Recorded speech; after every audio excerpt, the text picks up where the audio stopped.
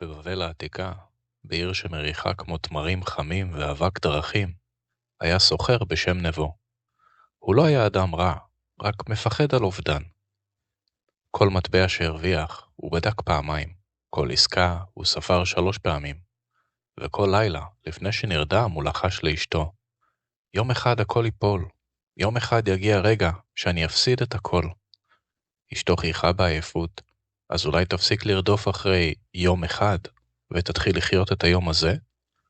אבל נבו לא ידע איך. יום אחד, בשוק גדול ליד התעלה, הוא שמע רחש סביב דוכן קטן. מאחורי הדוכן ישב איש זקן עם עיניים שקטות כמו מים עמוקים. על השולחן היו כמאות חרס קטנים. הסוחרים סביבו דיברו בלחש, כאילו מדובר בסוד. נבו התקרב. מה כל ההמולה? הוא שאל. הזקן הרים אליו מבט. זה לא כמאות, זה ביטחון, הוא אמר. ביטחון? נבו חייך בזלזול.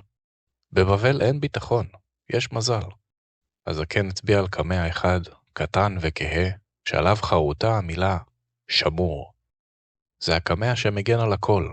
מי שנושא אותו לא יאבד כסף, הוא אמר. נבו מצמץ, לא יאבד כסף, אף פעם?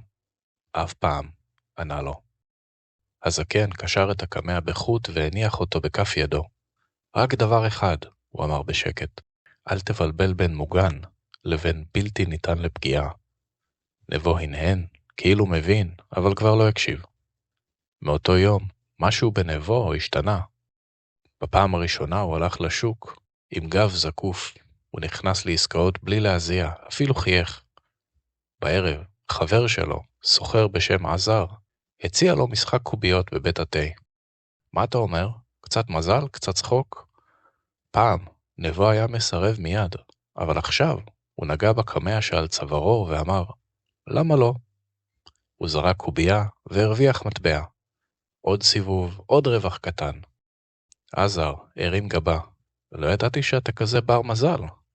אני מוגן, אמר נבו, והקיש עם האצבע על הקמע. אני לא מאבד כסף. הימים עברו, נבו התחיל לאמר יותר. לא רק קוביות, גם עסקאות מסוכנות. קנה סחורה יקרה בתקווה למחיר שיעלה.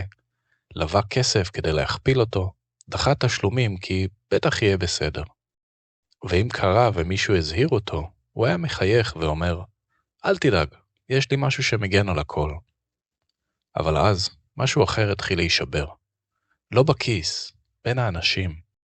עזר הפסיק להזמין אותו. לא בגלל הכסף, אלא בגלל איך שהוא התנהג. השותף שלו לשיירות אמר לו יום אחד, פעם היית זהיר, עכשיו אתה סתם יהיר. אני לא יוצא איתך למדבר יותר. אפילו אשתו אמרה לו בלילה, אתה לא שמח, אתה יודע? אתה רק מחפש הוכחה שאתה לא יכול ליפול. כי אני לא יכול ליפול, הוא לחש, ונגע בקמע. ואז הגיע הלילה שבו הכל התהפך. נבו ישב לבד בבית התה. השולחן היה מלא מטבעות, הקוביות חיכו. מולו ישב סוחר זר עם חיוך דק. סיבוב אחרון, אמר הזר. נבו הרגיש דקירה בבטן. לא של פחד, אבל משהו אחר, כמו הזהרה. הוא נגע בקמע וחשב לעצמו, אני מוגן. הוא זרק והפסיד. השקט היה חד כמו סכין. עוד פעם, אמר הזר, והניח עוד מטבעות. נבו זרק שוב והפסיד שוב. נבו הסתכל סביב, ולראשונה הוא הבין. אין פה חברים יותר, אין פה אנשים שאכפת להם. רק עיניים שמחכות לראות אותו נופל. בדרך הביתה, הלילה היה קר. נבו הגיע לביתו, פתח את הדלת, ושם ליד השולחן הייתה אשתו. פניה היו שקטות מדי. חיפשו אותך, היא אמרה. אנשים מהשוק וגם בעלי חוב. מה? למה? קולו נשבר. כי הבטחת תשלומים, כי דחית, כי לקחת עוד ועוד, כי חשבת שאתה מוגן. נבו רעד, אבל לא איבדתי כסף. אשתו הביטה בו במבט כואב. נבו, אתה לא איבדת כסף היום. אתה איבדת את מי שהיה מוכן להאמין לך. הוא פתח את הפה ולא יצאה מילה. באותו רגע הוא תפס את הקמע וקרע את החוט, זרק אותו על הרצפה. הקמע נסדק לשניים. הוא התכופף, הרים את החצי השבור וראה משהו שלא ראה קודם. מאחורה, היה את המשך המשפט. מאחורי החריטה שמור היה רשום שמור על מה שבאמת שווה. הוא קפא.